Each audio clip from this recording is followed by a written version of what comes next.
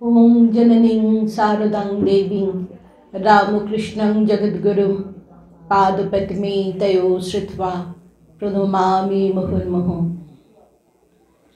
এখানে আসার অনেক দিনের ইচ্ছা, কিন্তু বিভিন্নভাবে বাধাপ্রাপ্ত হচ্ছিলাম। তাই সজলদা বলছিলেন যে বড় মার কাছে প্রার্থনা করুন, তার ইচ্ছাতে জগৎ চলছে, তিনি কৃপা করলে আপনি ঠিক আসতে পারবেন। কারণ কয়েকদিন ধরেই আমার জ্বর টর এসব চলছিল। তা দেখলাম সত্যিই তার কৃপায় আজ এখানে আপনাদের মধ্যে আসা সম্ভব হলো। ঠাকুরমা স্বামীজিকে আমার ভুলুণ্ঠিত প্রণাম জানাই, সজলদাকে বিশেষভাবে কৃতজ্ঞতা জানাই তার আমন্ত্রণেই আজ আসা, এবং আপনারা সবাই আমার সশ্রদ্ধ প্রণাম ও নমস্কার গ্রহণ করুন। আমরা জানি সমুদ্র মন্থনের সময় অমৃত আর গরল দুটোই উঠেছিল। দেবতারা কিন্তু সেই অমৃত দানবদের বঞ্চিত করে নিজেরাই নিয়ে নিয়েছিলেন। শ্রীরামকৃষ্ণ সাধন সমুদ্র মন্থন হয়ে যে অমৃত জাগরিত হয়েছিল, ঠাকুর সেই অমৃত পাত্রটি দিয়েছিলেন মাতা ঠাকুরনীর হাতে, তিনি তা তুলে দিয়েছিলেন। মা কিন্তু কখনো কাউকে বঞ্চিত করেননি, তিনি সেই সুধা সবাইকে অকাতরে বিতরণ করেছেন। সে দানব প্রকৃতির হোক বা দেব প্রকৃতির, মায়ের কাছে সব সন্তানই সমান। ইনি সেই মা জননী যাকে দেখলে ভক্তর মন আপনা আপনি বলে ওঠে, মা বলিতে প্রাণ করে আনচান, চোখে আসে জল ভরে। বালকের মা চাই, ঠাকুর যেমন বলতেন তার মা চাই, তিনি জগদম্বার বালক, আমাদের প্রত্যেকের মা চাই। ছোট ছোট ছেলেরা নিজেদের মধ্যে ঝগড়া করে বলে আমি মাকে বলে দেব। বরানগর মঠে লাটু মহারাজ ছোলা সেদ্ধ করে সেই কড়াইটা ধুতে ভুলে গিয়েছিলেন। শশী মহারাজ ঠাকুরের সেবার ব্যাপারে এতটুকু ত্রুটি বরদাস্ত করতেন না। সেই অপরিচ্ছন্ন কড়াইটা দেখে অত্যন্ত অসন্তুষ্ট হয়ে ভীষণ ভৎসনা করেছিলেন। ক্ষুব্ধ লাটু মহারাজ বলেছিলেন, আমি মাকে পত্র দিব। মাতা ঠাকুরুনী যদি না আসতেন, ভারতবর্ষের অধ্যাত্ম সাধনায় দেবী আর জননীর মধ্যে বিস্তর অসামঞ্জস্য থেকে যেত। তিনি স্বামীজির জ্যান্ত দুর্গা, তিনি জগৎজননী হয়েও আমাদের প্রত্যেকের নিজস্ব মা। তাই তো আমরা এত মা মা করি, তাই না? আবার তার মধ্যে দেবীত্বের প্রকাশ দেখা যায় ঠিক বিদ্যুৎ চমকের মতো।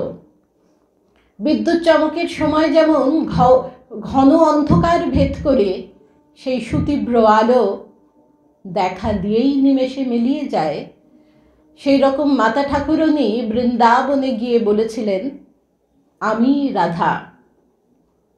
আবার রামেশ্বরে গিয়ে বলেছিলেন শিবলিঙ্গ দর্শন করে যেমনটি রেখে এসেছিলাম ঠিক তেমনটি আছে। তিনিই সীতা দেবী রামচন্দ্রের সঙ্গে এসেছিলেন শক্তিরূপে। সেই রামেশ্বরে সমুদ্র তটে বালি দিয়ে যে শিবলিঙ্গ গড়েছিলেন এবং পুজো করেছিলেন, অজান্তে সেই স্মৃতি রোমন্থন করে তিনি বলে ফেলেছিলেন। যেই গোলাপ মা বললেন, মা তুমি কি বলছো? মা বলছেন, কই কিছু তো বলিনি, বলছি যেমন শুনে গেছিলাম ঠিক তেমনটি দেখেছি। তার এমন বিশ্বগ্রাসী মাতৃত্ব যে পরক্ষণেই সন্তানের তার মানবীয় আচরণের দিকেই দৃষ্টি যেত। মাকে ভক্ত প্রশ্ন করেছিলেন যে মা, তোমার স্বরূপ কি কখনো মনে পড়ে না? মা বলছেন, হ্যাঁ পড়ে তো, তখন ভাবি এসব কি করছি, কিন্তু আবার বাড়িঘর ছেলে মেয়ে দেখে সব ভুলে যাই।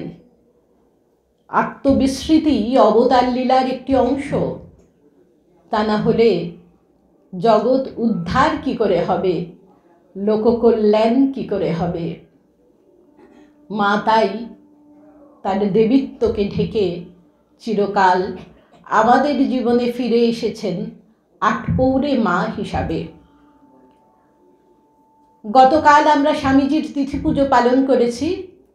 আজ আমরা অনুধ্যান করার চেষ্টা করব স্বামীজির দৃষ্টিতে, তার চিন্তন মননে সারদা দেবী কিভাবে উদ্ভাসিত হয়েছিলেন, সেই সঙ্গে মা কি ভাবতেন তার আদরের নরেনের সম্বন্ধে। এই মাতা এবং পুত্রের দিব্য সম্পর্কের কথা আলোচনা করে আমরা নিজেরাই ধন্য হব, কৃতার্থ হব। এই যে বললাম, আমরা সবাই জানি যে স্বামীজি বলেছিলেন মাকে জ্যান্ত দুর্গা। 1894 সালে শিবানন্দ মহারাজকে স্বামীজি আমেরিকা থেকে যে চিঠি লিখেছিলেন, সেখানেই তিনি এই কথাটি উল্লেখ করেছিলেন। তিনি লিখেছিলেন, মাতা ঠাকুরানী কি বস্তু তোমরা বুঝতে পারোনি, এখনো পারছ না, ক্রমে বুঝবে। শক্তি বিনা জগতের উদ্ধার সম্ভব নয়। আমাদের দেশ এত হীন কেন, অধম কেন, শক্তিহীন কেন? কারণ এখানে শক্তির অবমাননা হয়। মাতা ঠাকুরানী এসেছেন সেই মহাশক্তিকে জাগাতে। তাকে কেন্দ্র করে আবার গার্গী, মৈত্রেয়ী সব জন্মাবে। রামকৃষ্ণ পরমহংস বরং যান, আমি ভীত নই, মা গেলে সর্বনাশ। ইউরোপ আমেরিকায় এসে কি দেখছি? শক্তির পূজা, শক্তির পূজা। তাও এরা অজান্তে করে, কাম ভাবে করে। আর কেউ যদি সাত্ত্বিকভাবে, মাতৃভাবেই পূজা করে, তার কি কল্যাণ হবে না? আমার চোখ খুলে যাচ্ছে দাদা, আমি সব বুঝতে পারছি। শিবানন্দ মহারাজকে বলছেন, তাই আগে মায়ের জন্য মঠ করতে হবে। আগে মা আর মায়ের মেয়েরা, তারপর বাবা আর বাপের ছেলেরা। এই বুঝো কি? কিছু মনে করো না দাদা, তোমরা মাকে এতটুকু বুঝতে পারোনি। মায়ের কৃপার চেয়ে, এই বাপের কৃপার চেয়ে মায়ের কৃপা আমার কাছে লক্ষ গুণ বড়। আমেরিকা যাবার আগে মাকে চিঠি লিখেছিলাম অনুমতির জন্যে। মা আশীর্বাদ করলেন, অমনি হুপ করে পগার পার। এই যে গায়ে গায়ে ঘুরে এই ঠান্ডায়, গায়ে গায়ে মানে গ্রামে গ্রামে ঘুরে এই ঠান্ডায় বক্তৃতা দিয়ে লড়াই করে টাকা জোগাড় করছি, কারণ মায়ের মঠ হবে। বাবুরাম মহারাজের কথা বলছেন। বাবুরামের মায়ের বুড়ো বয়সে বুদ্ধির হানি হয়েছে। জ্যান্ত দুর্গা ছেড়ে মাটির দুর্গা প্রতিমা পুজো করতে বসেছে। দাদা, বিশ্বাস বড় ধন। জ্যান্ত দুর্গার পুজো করে দেখাবো, তবেই আমার নাম। তোমরা যেদিন জমি কিনে জ্যান্ত দুর্গা মাকে বসিয়ে দেবে, সেদিন আমি হাঁপ ছেড়ে বাঁচব, তার আগে দেশে ফিরছি না। যত তাড়াতাড়ি সম্ভব টাকা পাঠাতে পারবো আমি হাঁপ ছাড়ব। তোমরা সবাই মিলে জোগাড় করে আমার এই দুর্গোৎসবটা করে দাও দেখি। গিরিশ ঘোষ খুব মায়ের পুজো করছে, সে ধন্য, তার কুল ধন্য। দাদা, যখন মায়ের কথা মনে হয় বলি কো রাম, কে রামচন্দ্র, সীতাই আমার সব। নিরঞ্জন লাঠিবাজি করে, কিন্তু তার লাঠি হজম হয়ে যায়, কারণ তার মায়ের প্রতি অগাধ ভক্তি। রামকৃষ্ণ পরমহংস ঈশ্বর ছিলেন কি মানুষ ছিলেন সে যাই বলো, মাকে যে ভক্তি করে না তাকে ধিক্কার দিও, এটি স্বামীজি বলেছেন। তাই স্বামীজির কাছে শ্রী শ্রী মা জননী তো বটেই, তিনি তো সকলের জননী এবং সত্যিকারের জননী এবং সংঘ জননী, তার দুটি সত্তাই প্রতিভাত হয়েছে। ঠাকুর কাশীপুরে তার ত্যাগী সন্তানদের রুদ্রাক্ষের মালা এবং গৈরিক বস্ত্র প্রদান করেছিলেন, এবং তিনি যখন 1886 সালের 16ই আগস্ট তার মহাসমাধি হয়, সেই বছরই 24শে ডিসেম্বর স্বামীজি এবং তার গুরু ভাইরা সেই প্রজ্বলিত ধুনির সামনে সংকল্প নিয়েছিলেন যে বহু জনহিতায় বহু জনসুখায় তারা সংসার ত্যাগ করবেন জগতের কল্যাণে। এরপর 1897 সালের 1 মে স্বামীজি বলরাম মন্দিরে বলরাম বাবুর গৃহে রামকৃষ্ণ মিশন অ্যাসোসিয়েশন প্রতিষ্ঠা করেছিলেন। সেখানে তিনি বলেছিলেন যে এই মিশনের জন্যে যে অর্থ সংগৃহীত হয়েছে সেই তহবিলের সুদ থেকে প্রথমে প্রতি মাসে মাসিক খরচের জন্যে মা আছেন দেশে, সেখানে পাঠাতে হবে। তোমরা বলো কত টাকা ধার্য হবে? কেউ বলেছিলেন 5 টাকা, কেউ বলেছিলেন 7 টাকা। মা পল্লীবালা, পল্লী রমণী, বিধবা রমণী, হয়তো তাতেই তার চলে যাবে, তারা ভেবেছিলেন। সব থেকে বেশি টাকা তারা মনে করেছিলেন ধার্য করা উচিত, সেটা 10 টাকা। স্বামীজি অত্যন্ত কষ্ট পেয়েছিলেন, বিমর্ষ হয়েছিলেন, বলেছিলেন আমরা তো সাধু, আমরা তো ভিক্ষা করেও মঠ চালাতে পারবো, কিন্তু মাকে 25 টাকার কম কখনোই দেওয়া সম্ভব নয়। তোমরা কি ভাবো? তাকে শুধু ভাবো আমাদের গুরুদেবের সহধর্মিনী?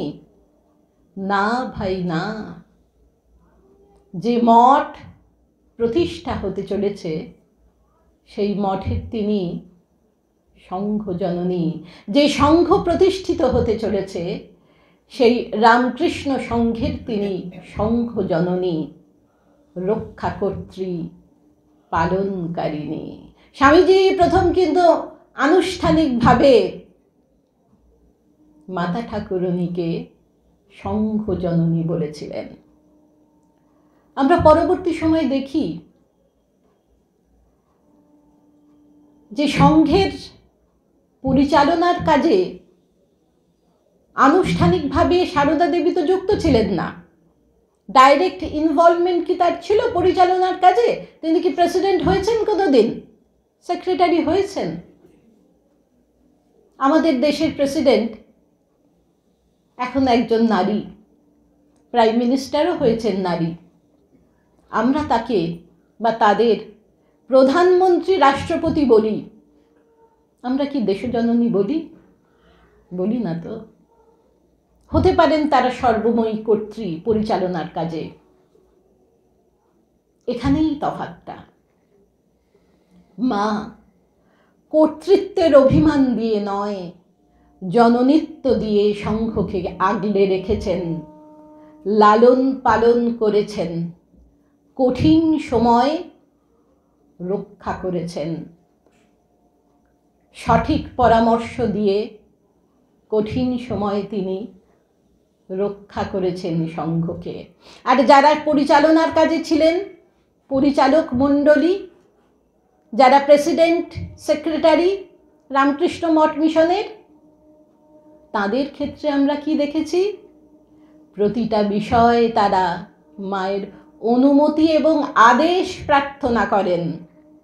স্বামীজি বলুন বা তার গুরু ভাইদের কথা বলুন, মায়ের সামান্যতম ইচ্ছা তারা যদি পূর্ণ করতে পারেন, তারা যেন কৃতকৃতার্থ হন, ধন্য হন। শ্রীরামকৃষ্ণ অপ্রকট হলে সেই নিরাশ্রয় নিরন্ন ত্যাগী সন্তানদের তিনি সংঘবদ্ধ করেছেন মাতৃসুধায়। ঠাকুর তার জীবদ্দশায় স্বামীজিকে নেতা নির্বাচন করে গিয়েছিলেন যে তুই সবার থেকে বুদ্ধিমান এবং শক্তিশালী, ভালোবাসা দিয়ে এদের বেঁধে রাখিস। মায়ের ভূমিকা স্বামীজি মুক্ত কণ্ঠে বলেছেন আমেরিকায় তার সেই বিখ্যাত ভাষণে, my life and my mission, আমার জীবন ও ব্রত। তাতে স্বামীজি বলছেন যে আমরা কয়েকজন বালক আমাদের গুরুদেবের চরণ প্রান্তে বসে তার শিক্ষা গ্রহণ করার সুযোগ পেয়েছিলাম এবং স্থির করেছিলাম যে সেই আদর্শে নিজেদের গঠন করব। প্রতিজ্ঞা করেছিলাম বিশ্বজনীন ধর্মের প্রবর্তন করব। ঠাকুর কোনো সম্প্রদায় চাননি, তিনি অসাম্প্রদায়িক সম্প্রদায় গঠন করতে চেয়েছিলেন। শ্রীরামকৃষ্ণ এমন ছাঁচ করে দিয়ে গেছেন যেই ছাঁচে নিজেকে ঢেলে প্রত্যেকে নিজের জীবন গঠন করতে পারেন, এতটুকু নিজস্বতা না হারিয়ে। তাই স্বামীজি বলছেন, প্রথমেই বলেছেন, আমি আজ যা বলছি তা শুধুমাত্র আমার গুরুদেবের চিন্তা রাশির প্রতিচ্ছবি মাত্র।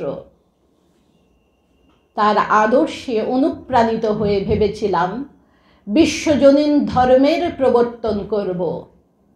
তারপর এলো সেই দুর্দিন, গভীর দুঃসময়, আমাদের গুরুদেবের মহাসমাধির দিন। আমাদের বন্ধু বলতে বেশি কেউ ছিল না। এই বালকরা বড় বড় আদর্শের কথা বলে, যারা শোনে তারাই হাসে। সেই উপহাস একদিন অত্যাচারে পরিণত হলো। তারপর এলো দারুণ দুঃসময়। সেই দুঃসময়ের কারণ স্বামীজির ব্যক্তিগত জীবনও। পিতা বিশ্বনাথ দত্ত গত হয়েছেন, মা ভাই বোনের মুখে অন্ন নেই। স্বামীজি দ্বিধাগ্রস্ত। একবার মনে হয় মায়ের ছিন্ন বস্ত্র, ভাই বোন অভুক্ত, কি করা উচিত তার। আবার মনে হয় গুরুদেবের আদর্শ যা সারা বিশ্বে প্রচার করতে হবে জগতের উন্নতি সাধনের জন্যে, কি করবেন তিনি? তিনি দ্বিধাগ্রস্ত। বলছেন সেই সময় একমাত্র একজনেরই অনুপ্রেরণা আমাদের জীবনে আশীর্বাদ বহন করে নিয়ে এসেছিল। তিনি আমাদের গুরুদেবের সহধর্মিণী মাতা ঠাকুরানী, কিন্তু তিনি ছিলেন আমাদের থেকেও অনেক বেশি নিঃসহায়।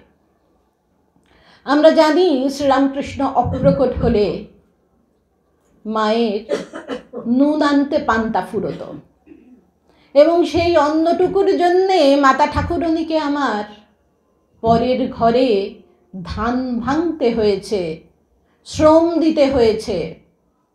ছেঁড়া শাড়ি গিট দিয়ে পড়তেন, কিন্তু কখনো কারোর কাছে হাত পাতেননি। যে 7টি করে টাকা তিনি কালীবাড়ি থেকে পেতেন, রামলাল দাদার সবাই মিলে সেটিও বন্ধ করে দিল। কোনো অভিযোগ নেই, বরং বৈরাগ্য ভাব ভরে বলেছিলেন, এমন ঠাকুরই চলে গেলেন, আমি টাকা নিয়ে কি করব? জগৎকে শিখিয়েছেন প্রত্যাশাহীনতা আর নির্বাসনা দিয়ে একটি জীবন যাপন করা সম্ভব। রামকৃষ্ণ মঠ মিশনের দ্বাদশ সংঘ অধ্যক্ষ পরম পূজ্যপাদ বুধেশানন্দজি মহারাজ বলতেন যে ঠাকুর ভাব দিয়েছিলেন, মা তাতে রস সৃষ্টি করেছিলেন। তিনি রসবাড়ি সিঞ্চন না করলে এই শঙ্খরূপী চারা গাছটি মরে যেত। সেটি যে আজ মহিরু হতে পরিণত হয়েছে তা শুধু মায়ের আশীর্বাদে আর প্রার্থনায়। মা কখনো ঠাকুরের কাছে চাননি যে আমাকে মাছে ভাতে রেখো ঠাকুর। কি চেয়েছেন, কি প্রার্থনা করেছেন কেঁদে কেঁদে? বলেছেন, ঠাকুর তুমি এলে, আনন্দ করলে, লীলা করলে, আর চলে গেলে সব শেষ হয়ে যাবে। আমার ছেলেরা দাঁড়ে দাঁড়ে ভিক্ষা করবে, আমি মা হয়ে তো তা দেখতে পাবো না। ভারতবর্ষে এমন সন্ন্যাসীর অভাব নেই যারা দাঁড়ে দাঁড়ে ভিক্ষা করে আর গাছতলায় থাকে। তুমি এমন করো যেন তাদের একটা মাথা গোঁজার ঠাঁই হয় আর মোটা ভাত কাপড়ের অভাব না হয়। তারা তোমার ভাব নিয়ে একত্রে থাকবে, আর সংসারের তাপদগ্ধ মানুষ তাদের কাছে এসে তোমার দুটি কথা শুনে প্রাণ জুড়াবে। তাই তো তোমার আশা। এই যে আমরা বলছিলাম মা অমৃত সবাইকে সমান ভাগে ভাগ করে দিতেন। তিনি বলেছিলেন যে ঠাকুরের মধ্যে যে মাতৃভাব তা জগতে বিকশিত করতে তিনি আমায় রেখে গেছেন। বলুন তো, মা না এলে ঠাকুরের মাতৃভাব আমরা বুঝতে পারতাম? তিনি নিজেই বলেছেন, খতিয়ে দেখলুম এই কজন আমার অন্তরঙ্গ। আর শ্রী শ্রী মা তার ভালোবাসার আওতার বাইরে তো কাউকে রাখেননি। রাধু দিদির বেনি বেড়ালগুলোর কি হতো? তিনি জ্ঞান মহারাজকে বলেছিলেন, জ্ঞান এদের মেরো না, জানবে এদের মধ্যেও আমি আছি। ডাকাত আমজাদ মায়ের কাছে অনেক দিন পরে এসেছে। মা বলছেন, বাবা এতদিন পরে এলে? আমজাদ বলছে, গরু চুরি করেছিলাম, 4 মাস জেলে ছিলাম, ছাড়া পেয়ে এসেছি। মা তো বললেন না যে আমি তোমাকে স্নেহ করি তারপরেও তুমি চুরি ডাকাতি করছো। কি বললেন? বেশ বাবা, কবিরাজি তেল দিচ্ছি, মাথায় মেখে স্নান করে বিশ্রাম করো। সেই অন্নপ্রসাদ নিয়ে পান চিবুতে চিবুতে আমজাদ যখন মায়ের বাড়ি থেকে চলে আসতো তখন সে অন্য মানুষ, সে একজন পরিতৃপ্ত মানুষ। সেই উগ্রতা তার আর ব্যবহারে বা চেহারায় নেই। যে যেখানে আছেন মা সেই অবস্থা থেকে তাকে গ্রহণ করেছেন এবং সবাইকে উত্তরণের পথ দেখিয়েছেন। তাই শিরোমণিপুরের সেই মুসলিম তুতে ডাকাত যাদের বলা হতো, মুসলমান দরিদ্র চাষি, তুতে চাষ যাদের বন্ধ হয়ে যাওয়ার পর কোনো উপায় না দেখে চুরি ডাকাতি করত, তাদেরও মা উত্তরণের পথ দেখিয়েছেন। গ্রামবাসী বলতে বাধ্য হয়েছে, মায়ের কৃপায় এই চোর ডাকাতগুলো যে ভক্ত হয়ে গেল রে। একজন গৃহবধূ, তার পদস্খলন হয়েছিল, মায়ের কাছে এসে বলছে, মা আমি কি করে আপনার গৃহে পদার্পণ করব, এই পবিত্র মন্দিরে? মা বলছেন, ভুল করেছ, অনুশোচনা হয়েছে, এসো মা, সব কিছু ঠাকুরের চরণে অর্পণ করে দাও, আমি আজই তোমায় দীক্ষা দেব। আর মায়ের আরেকজন সন্তান, সে এসে বলছে, মা আমি এত অপরাধ করেছি যে আমি বলতেও পারবো না তোমাকে, আমার লজ্জা করছে সেসব বলতে, এমনই গর্হিত কাজ করেছি। মা বলছেন, বাবা, সব কিছুর পরেও মায়ের কাছে ছেলে শুধুই ছেলে। এমন মা না আসলে জগতের কি হতো বলুন? জগৎবাসী কোথায় দাঁড়াতো? তাই স্বামীজি শ্রীরামকৃষ্ণকে বলতেন যে আমি তার জন্ম জন্মান্তরের দাস, কিন্তু তার সঙ্গে এও বলছেন যে রামকৃষ্ণ পরমহংস বরং যান, আমি ভীত নই। মা গেলে সর্বনাশ, মায়ের কোনো বিকল্প নেই। যখন তিনি ভেবেছিলেন আমেরিকা যাবেন, বুঝতে পারছেন না কি করা উচিত, ভাবছেন মা তো ঠাকুরের অংশরূপিণী, তিনি যদি অনুমতি দেন তাহলে আর কোনো দ্বিধা থাকে না। মাকে চিঠি লিখলেন, মা অনুমতি দিলেন। তাই বলছেন, মাকে চিঠি লিখেছিলাম, মা আশীর্বাদ করলেন, অমনি হুপ করে পগার পার। হুপ করে পগার পার কে করেন? লাফিয়ে সমুদ্র পার কে করেন? হনুমান। ঠাকুরকে তিনি রামচন্দ্র, মাকে সীতা দেবী, আর নিজেকে হনুমানের সঙ্গে তুলনা করছেন। হনুমান যেমন বুক চিরে দেখিয়েছিলেন যে তার অন্তরে শুধু রাম আর সীতা, বলেছিলেন আমি তিথি নক্ষত্র জানি না, শুধু রাম চিন্তা করি। স্বামীজি বলছেন তারও সেই রকম ভাব। বলছেন, দাদা, মানে মহাপুরুষ মহারাজকে বলছেন, যখন মায়ের কথা মনে হয় তখন ভাবি কো রাম।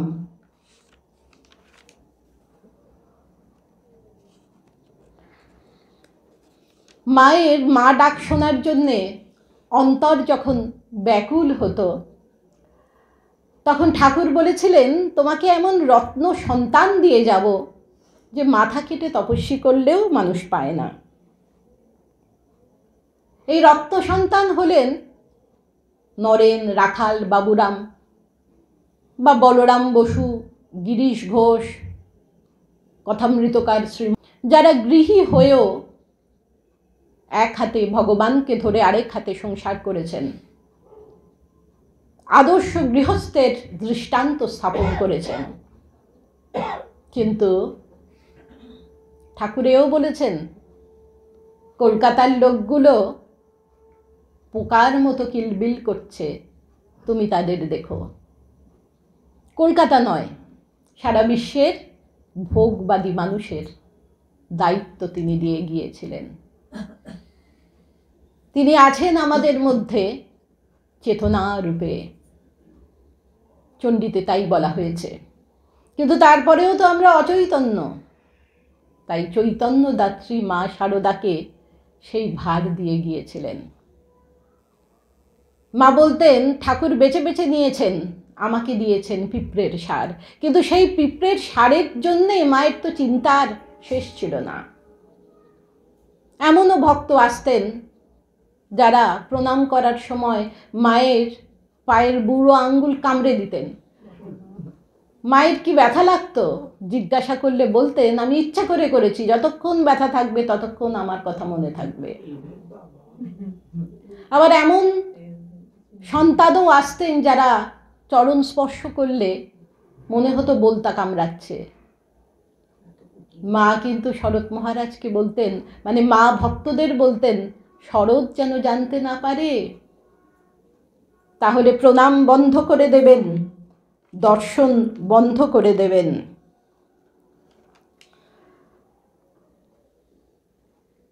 প্লেগের সময় ত্রাণের কাজে টাকার প্রয়োজন। ঠিক করলেন স্বামীজি যে বেলুড় মঠের জমি তিনি বিক্রি করে দেবেন। সেই শুনে মা বললেন যে সে অধিকার তো তোমার নেই, এই জমি তো আমার নামে সংকল্প করা।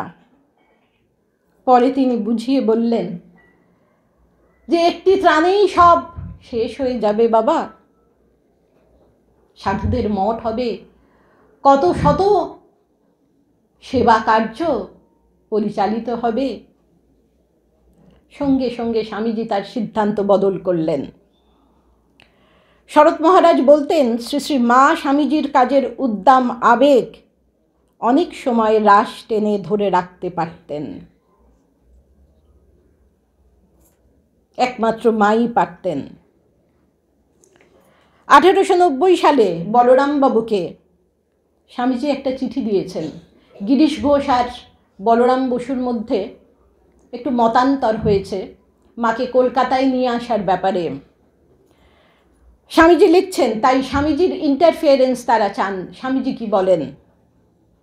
স্বামীজি লিখছেন, মাতা ঠাকুরনীর যে প্রকার ইচ্ছা হইবে সে প্রকার করিবেন। আমি কোন নরাধম যে তাহার সম্পর্কে কোনো বিষয়ে কথা কহি। স্বামীজি বলছেন। আবার বেলুড় মঠে দুর্গাপূজা তিনি করতে চান 1901 সালে। 1902 সালে তার মহাসমাধি হয়। একবারই তিনি সশরীরে উপস্থিত ছিলেন। তা সেই সময় রামকৃষ্ণ সংঘের আর্থিক সঙ্গতি তো একেবারেই ছিল না। অনেক গুরু ভাই বারণ করেছিলেন, কারণ আপনারা জানেন বেলুড় মঠে যেভাবে দুর্গাপুজো হয় তাকে বলা হয় কলির অশ্বমেধ যজ্ঞ। এত কিছু ব্যবস্থাপনা করতে হয়। তা মাতা ঠাকুরনী কি বলেন? তার কথা মানেই বেদবাক্য সবার কাছে, স্বামীজির কাছে, তার গুরু ভাইদের কাছে। মা বললেন, শক্তি পূজা হবে বই কি বাবা, শক্তি ছাড়া কি কোনো কার্যসিদ্ধি হয়? কিন্তু তোমরা সন্ন্যাসী, সর্বভূতে অভয় দান তোমাদের ব্রত, জীবন ব্রত। পশু বলি দিও না, প্রাণী হত্যা করো না। স্বামীজি স্থির করেছিলেন যে শাস্ত্রসম্মতভাবে নবমীর দিন তিনি পশু বলি দেবেন। সঙ্গে সঙ্গে সেই ইচ্ছা ত্যাগ করলেন, সেই সিদ্ধান্ত ত্যাগ করলেন। আর এই 1901 সালে একটি খুব মজার ঘটনা ঘটেছিল, যেটা মাতা ঠাকুরনী নিজে ব্যক্ত করছেন। তিনি বলছেন যে অষ্টমীর দিন হঠাৎ নরেন বলল, মা আমার জ্বর করে দাও। আমি বললাম, সে কি বাবা, চারিদিকে লোকে লোকারণ্য, তোমার জ্বর হবে কি? নরেন বলছেন, ভয় পেও না মা, আমি তো নিজে সেধে জ্বর নিচ্ছি। চারিদিকে ছেলেরা এত পরিশ্রম করছে, এত কাজকর্ম করছে, তাদের যদি কিছু ভুলচুক হয় আমি রেগে যাব, তাদের বকবো, হয়তো একটা চট থাপ্পড়ও দিয়ে দিলাম, তাদেরও কষ্ট হবে, আমারও কষ্ট হবে। তার থেকে জ্বর হয়ে শুয়ে থাকাই ভালো। মা বলছেন, ওরে বাবা, বলার সঙ্গে সঙ্গে কি কাঁপুনি দিয়ে জ্বর এলো নরেনের। আমায় বলেছিল সব কাজ হয়ে গেলে আবার আমি উঠব। তা সব কাজ যখন হয়ে গেল, আমি বললাম, বাবা নরেন এবার ওঠো। নরেনও উঠে বসল। মাতা পুত্রের এই নাটক দেখলে সত্যি এখনকার দিনের যারা নাটক করেন সেই নাট্যমঞ্চের নটনটিরাও বোধহয় লজ্জিত হবেন। একবার মাতা ঠাকুরনী আছেন ঘুষুরির ভাড়া বাড়িতে। অখণ্ডানন্দজি আর স্বামীজি তাকে দর্শন করতে গেছেন, প্রণাম করতে গেছেন, অনুমতি প্রাপ্ত করতে গেছেন, তারা তীর্থ ভ্রমণে যাবেন। অখণ্ডানন্দজি যেই মাকে প্রণাম করলেন, মা কি বললেন, বাবা আমাদের সর্বস্ব তোমার হাতে তুলে দিলাম, দেখো যেন নরেনের অন্য কষ্ট না হয়। অর্থাৎ নরেন্দ্রনাথ মায়ের সর্বস্ব, তিনি তো ঠাকুরের সর্বস্ব আমরা জানি, কিন্তু তিনি বলেছিলেন যে আজ তোকে সর্বস্ব দিয়ে আমি ফকির হলাম। মাও একই কথা ভাবতেন, নরেন্দ্রনাথ তার সর্বস্ব বলে কিন্তু নরেনের সব কথা তিনি নির্দ্বিধায় মেনে নিতেন না। একবার বেলুড় মঠে একজন পাচক, সে একটু চুরি করে, স্বামীজি রেগে গিয়ে তাকে তাড়িয়ে দিয়েছেন। সে গিয়ে একেবারে উঠেছে বাগবাজারে মায়ের কাছে। যা শাকসবজি মঠে হতো সেগুলি নিয়ে বাগবাজারে মায়ের কাছে তারা যেতেন। তা বাবুরাম মহারাজ নিয়ে গেছেন, গিয়ে দেখছেন সেই পাচক তো বহাল তবিয়াতে একেবারে ঘুরে বেড়াচ্ছে মায়ের বাড়িতে। মা বলছেন, তোমরা সন্ন্যাসী, গৃহীদের কি কষ্ট, সংসারের কি জ্বালা তোমরা জানো? অভাবের তাড়নায় সে চুরি করেছে, তাই একেবারে নরেন গালাগালি করে তাকে একেবারে বার করে দিল। যাও, একে ফিরিয়ে নিয়ে যাও। বাবুরাম মহারাজ একটু দ্বিধাগ্রস্ত, মানে ভাবছেন স্বামীজির রাগ তো। মা তখন বললেন, নরেন কি বলবে, আমি বলছি, নিয়ে যাও। যখন তারা দুজনে আসছেন, স্বামীজি তো দেখছেন, বলছেন, বাবুরামের কাণ্ড দেখেছ? সেই লোকটাকে নিয়ে আবার ফিরে আসছে। যেই শুনলেন যে মাতা ঠাকুরানী বলেছেন, অমনি একেবারে রাগ গলে জল হয়ে গেল। কুমুদ বন্ধু সেন তার স্মৃতিচারণায় বলছেন যে একবার স্বামীজি গেছেন মাকে দর্শন করতে, প্রণাম করতে, সঙ্গে আমরাও আছি। মা আপাতমস্তক সাদা কাপড়ে ঢাকা। স্বামীজি সাষ্টাঙ্গে প্রণিপাত করলেন এবং আমাদেরও বললেন যে তোমরা সাষ্টাঙ্গে মাকে প্রণাম করবে, কিন্তু কেউ তার চরণ স্পর্শ করবে না। তিনি এমনই করুণাময়ী, তিনি তোমাদের পাপ, তাপ, রোগ, শোক সব নিজের দিকে আকর্ষণ করবেন, তিনি কষ্ট পাবেন। তিনি অন্তর্যামিনী, তোমরা মনে মনে প্রার্থনা করো, তিনি সব বুঝতে পারবেন। স্বামীজি যেভাবে বুঝেছিলেন মাকে, কেউ কি বুঝেছিলেন? কখনোই না। লাটু মহারাজ বলতেন, কেবল মা ঠাকুরন করে হুজুক করলেই হবে? মা ঠাকুরনকে বুঝতে গেলে সাধন করতে হবে। ঠাকুর তাকে বুঝেছিলেন। মহাপুরুষ মহারাজ, ব্রহ্মানন্দ মহারাজ সবাই বলেছেন, আমরা কি বুঝতে পারতাম যদি ঠাকুর না বলে দিতেন? স্বামীজি হলেন ব্যাখ্যাতা।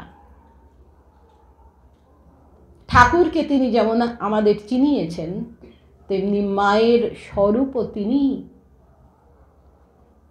প্রথমে বুঝেছেন এবং আমাদের বুঝিয়েছেন।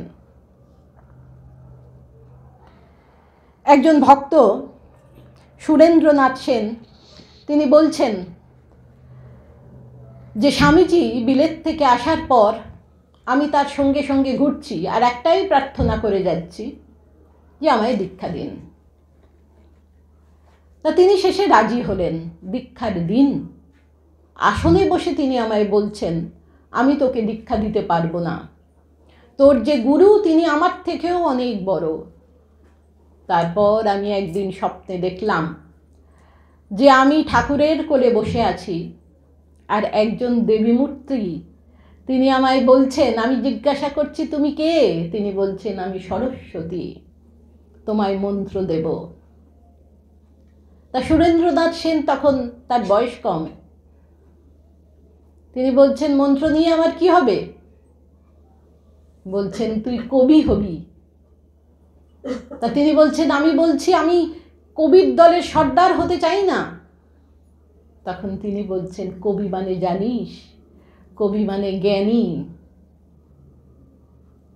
সেই কথা যখন তিনি স্বামীজিকে বলেছিলেন যে আমি স্বপ্নটপ্ন বিশ্বাস করি না, স্বামীজি বলেছিলেন, প্রকৃতই সত্য পরে বুঝবি যখন সেই স্বপ্নদাত্রী দেবীকে সশরীরে দেখতে পাবি। তিনি বগলার অবতার, সরস্বতী কিনা, বাইরে শান্ত রূপ, ভিতরে সংহার মূর্তি। এভাবে মাকে কতজন বুঝতে পেরেছিলেন বলুন তো? স্বামীজি যদি আমাদের চোখে আঙুল দিয়ে দেখিয়ে না দিতেন, আমরাও কি বুঝতে পারতাম? এই যে স্বামীজি প্রচলন করলেন যে বেলুড় মঠে দুর্গাপুজোর সময় পশু বলি হবে না মায়ের কথায়, এখনো সেই রীতি চলে আসছে, এখনো চাল কুমড়ো প্রভৃতি বলি হয়, এখনো মায়ের নামে সংকল্প করেই পূজা হয়। মায়াবতীতে স্বামীজি গেছেন, মিস্টার সেভিয়ার গত হয়েছেন মিসেস সেভিয়ারকে সান্ত্বনা দিতে। গিয়ে দেখছেন যে কয়েকজন সাধু ঠাকুরের পট রেখে ফুলমালা দিয়ে ফল মিষ্টি দিয়ে ঠাকুরের পূজা করছেন। স্বামীজি অত্যন্ত অসন্তুষ্ট হয়েছিলেন, কারণ তিনি চেয়েছিলেন যে সেখানে শুধু অদ্বৈত ব্রহ্মের উপাসনা হবে।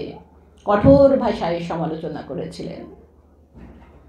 1902 সালে স্বামীজির মহাসমাধির পর তাদের মধ্যে একজন সাধু মাকে চিঠি লিখলেন।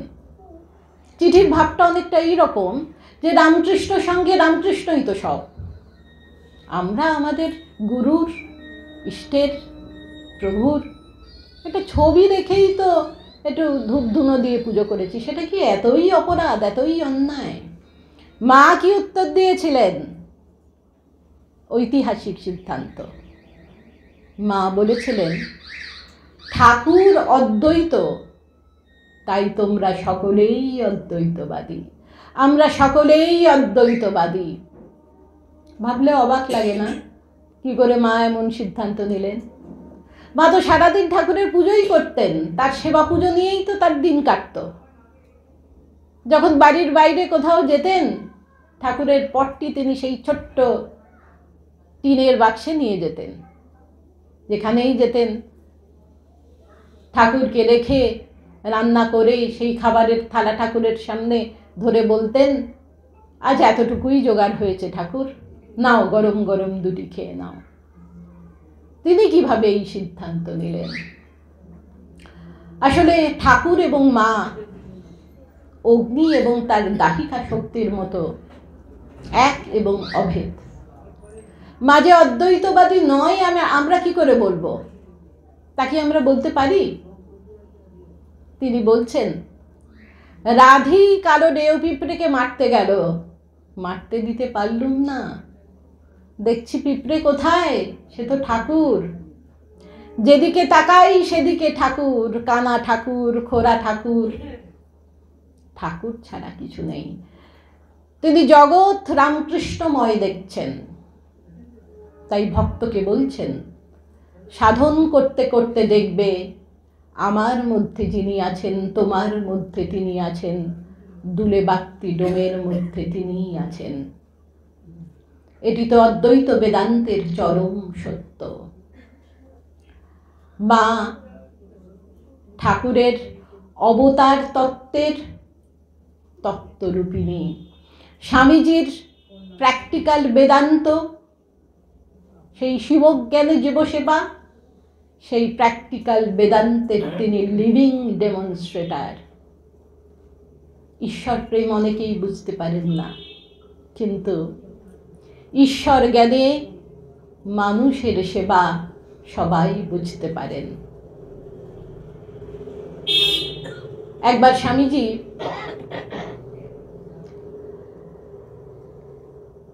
এই যে আমরা বলছিলাম শিবজ্ঞানে জীবসেবা, এই আদর্শে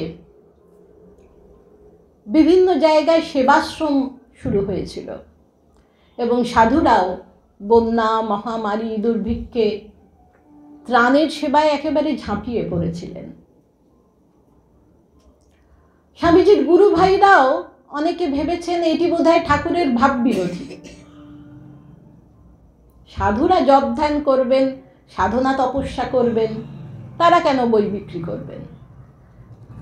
তারা কেন রোদে পুড়ে জলে ভিজে সারাদিন ধরে বাড়ি তৈরির কাজে তত্ত্বাবধান করবেন? এটা তো ঠাকুরের ভাব নয়। মাতা ঠাকুরদি কি করলেন? তিনি কাশীর সেবাশ্রমে গিয়ে রোগী নারায়ণদের সেবা দেখে, নারায়ণ জ্ঞানে রোগীদের সেবা দেখে সাধুকর্মীদের, তিনি চমৎকৃত হয়ে বলেছিলেন যে আমি দেখলাম সর্বত্র ঠাকুর বিরাজ করছেন, আর এরা রোগীদের সেবা করে তাঁর সেবা করছে। সমস্ত সংশয় দূর হয়ে গেল। তিনি বলতেন, সারাদিন জপ ধ্যান কে করতে পারে 24 ঘন্টা? বসে না থেকে কাজকর্ম করা ভালো। মনকে কখনো আলগা দিতে নেই, তাহলে মন গোল বাঁধায়। আমাকে ঠাকুর সবসময় কাজের মধ্যে থাকতে বলতেন। তাই তো নরেন নিষ্কাম কর্মের পত্তন করল। মঠ এইভাবেই চলবে, যারা পারবে না তারা চলে যাবে। সংঘ জননীর সিদ্ধান্ত। তবে সকাল সন্ধে জপ ধ্যান করতে হবে বই কি, সেটাই তো নৌকার হাল, অর্থাৎ হাল ছেড়ে দিলে ভরাডুবি হবে। স্বামীজি কাশ্মীর থেকে ফিরেছেন।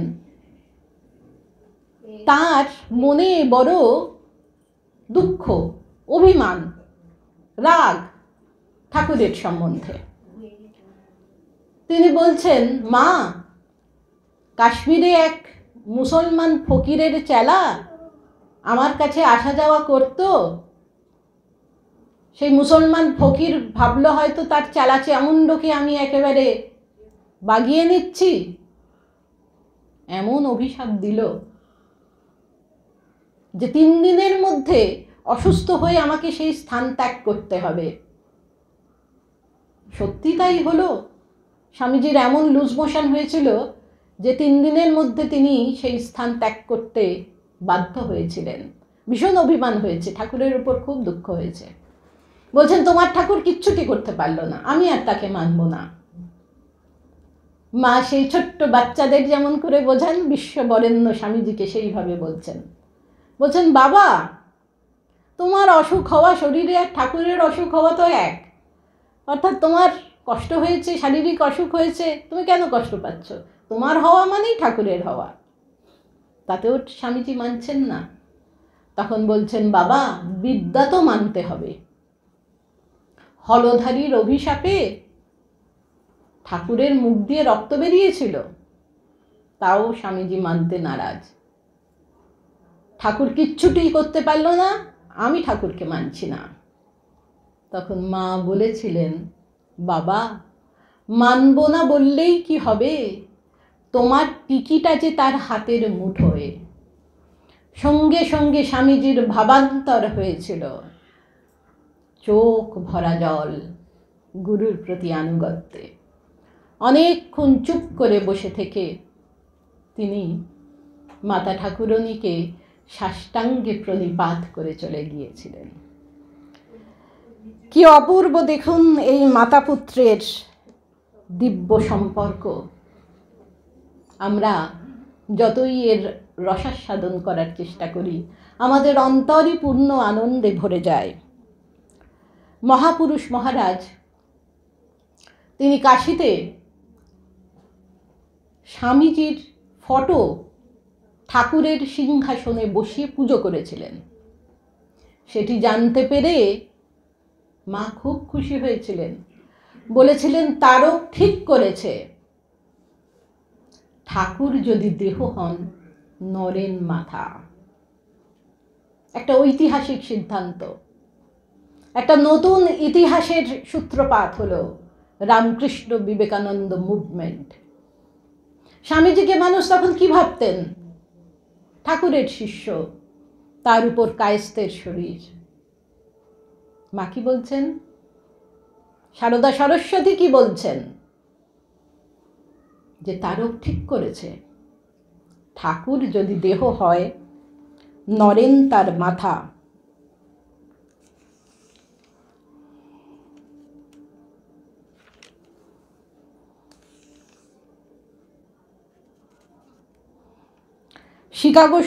শিকাগোয় বিশ্ব মহাসভায় শ্রীরামকৃষ্ণের বাণী প্রচার করে তিনি যে শুধু বিজয় মাল্য লাভ করেছিলেন তা নয়, তার বক্তৃতাকে কেন্দ্র করে পরাধীন ভারত আপন মহিমায় মাথা তুলে দাঁড়িয়েছিল। ভারতবর্ষ হীনমন্যতায় ভুক্ত।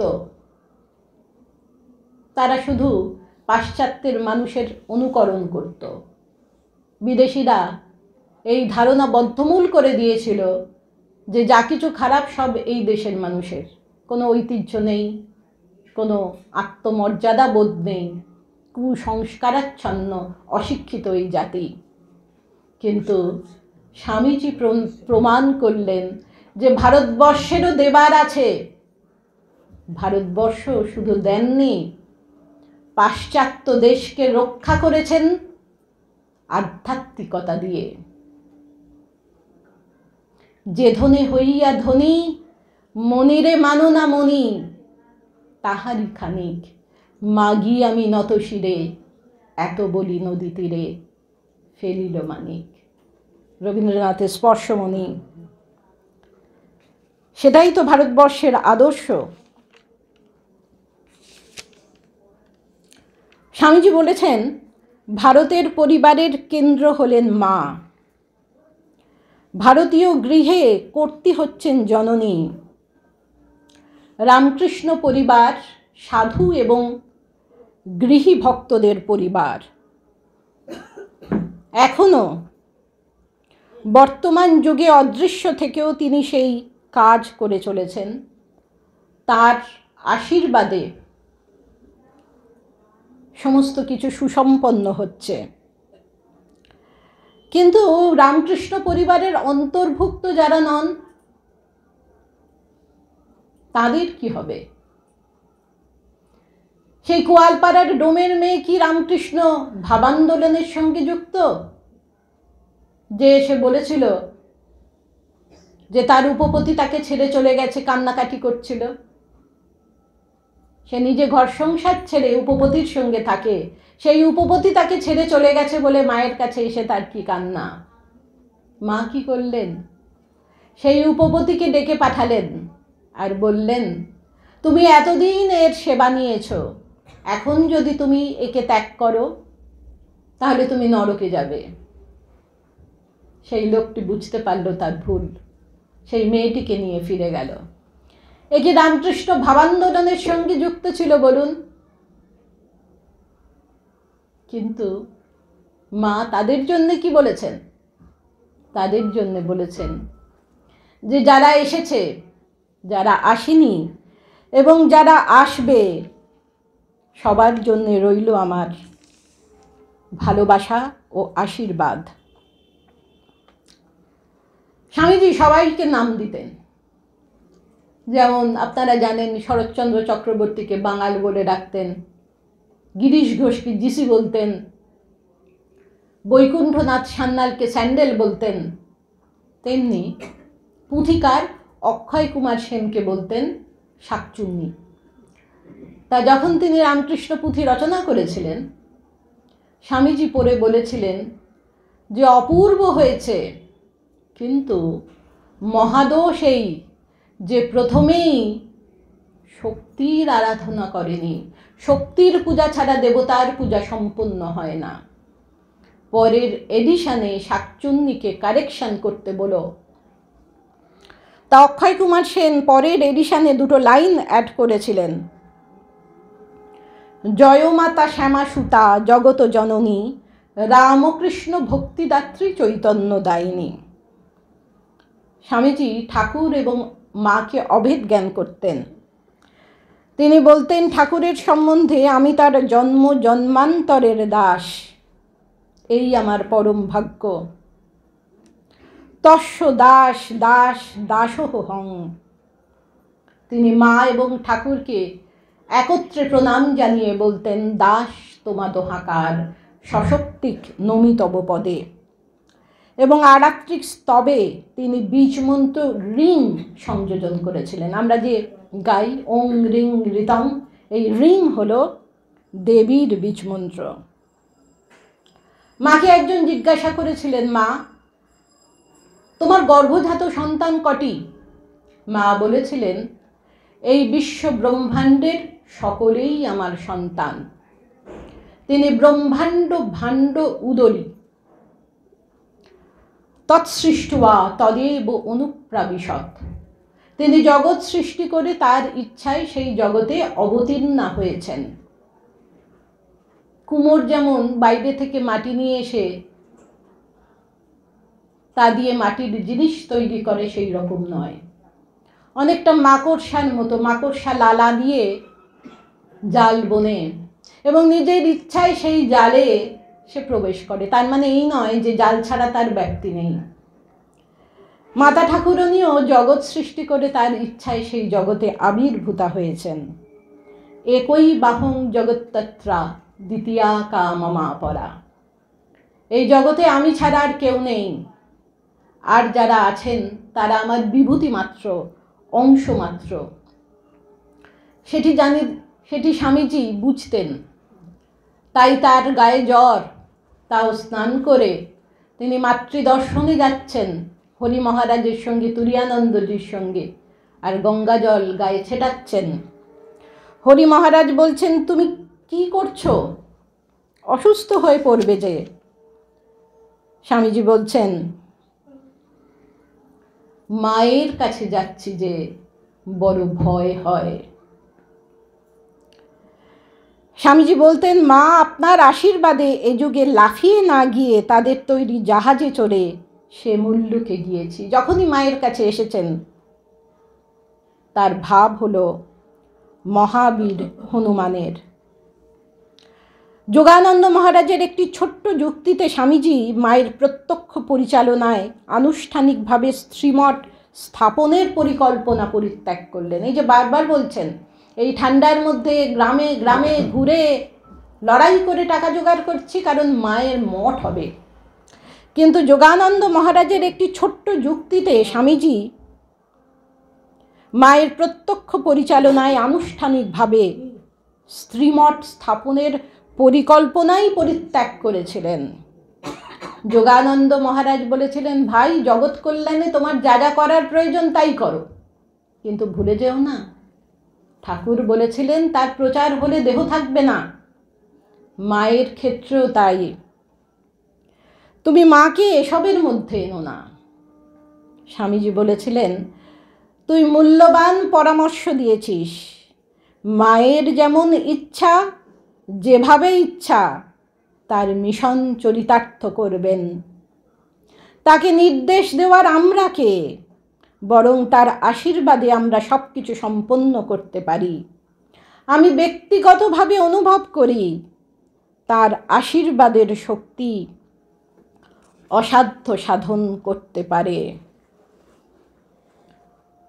জীবন সায়ান্নে এসে যখন স্বামীজি মাতৃদর্শনে গেছেন তখন বলেছেন, মা এতটুকু জানি তোমার আশীর্বাদে অনেক নরেনের উদ্ভব হবে, শত শত বিবেকানন্দ উদ্ভূত হবে, কিন্তু সেই সঙ্গে জানি তোমার মতো মা জগতেই ওই একটি, আর দ্বিতীয় নেই।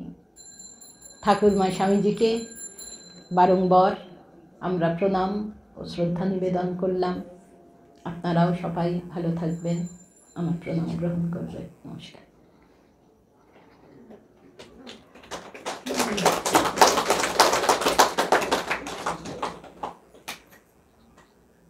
আমরা বোধহয় এতক্ষণ এত স্পেলবাউন্ড হয়ে গেছি শুনতে শুনতে যে আমাদের মন প্রাণ সব ময় হয়ে গেছে। দিদি এত সুন্দর বলছিলেন, আমরা অন্য কোনো দিকে তাকাতে পারি না। তার থেকে সব থেকে বড় প্রমাণ যে আমাদের আজকে যারা ভক্ত সমবেত তারা নিস্তব্ধ নীরব হয়ে সব কোঅপারেট করেছেন। এর জন্য আগে দিদির থেকে আপনাদের ধন্যবাদ যে আপনারা নীরবে একদম এক মনে মায়ের কথা শুনেছেন। ঠাকুর মায়ের কথা বলেও, স্বামীজির কথা বলেও মা যে কত উচ্চে সেটা আমাদের আজকে বক্তব্যে আমরা পরিষ্কার বুঝতে পারছি। এই মা বোধা বলে যে তোমাদের কেউ না থাক কিন্তু তোমরা জেনো তোমাদের একজন মা আছে। একদম তাই, মা আছে। আমাদের মন শুনতে শুনতে মাতৃময় হয়ে গেছে। খুব ভালো লাগলো, দারুণ ভালো লাগলো, ভীষণ ভালো লাগলো। আমাদের আজকের এই ভাষণ আমাদেরকে অনেক দূর এগিয়ে নিয়ে যাবে, অনেক সমৃদ্ধ করলো। ঠাকুর মায়ের আরো কাছাকাছি আমরা এগিয়ে গেলাম। আগামী দিনে শ্রীমতী প্রিয়াসী সেন বাগচিকে আবার আমরা পাবো, এটা আমরা নিশ্চিতভাবে আশা করি। আমাদের তো ভক্ত সঙ্গ চলবে, এটা আমাদের সকলের তরফে, সমবেত ভক্তমণ্ডলীর তরফে, আমার সেবালয়ের তরফে দিদির কাছে হ্যাঁ অনুরোধ একটা রইল। ধন্যবাদ এত সুন্দর বক্তব্য করার জন্যে। প্রাণারাম প্রাণারাম প্রাণারাম প্রাণারাম প্রাণারাম প্রাণারাম কি যেন লুকানো নামে তাই মিষ্ট এত তব না প্রাণারাম প্রাণারাম